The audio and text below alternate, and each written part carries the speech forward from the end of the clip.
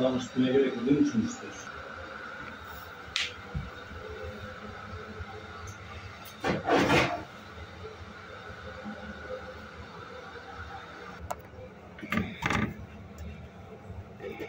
Çökeceğiz.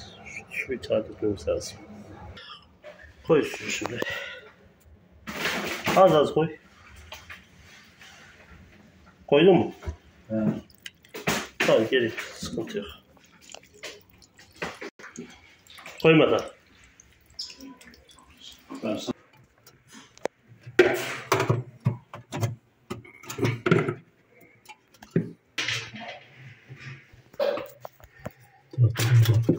Sıcak su koyalım.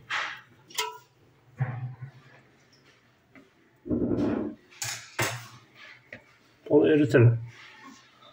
Ben de bilmiyorum.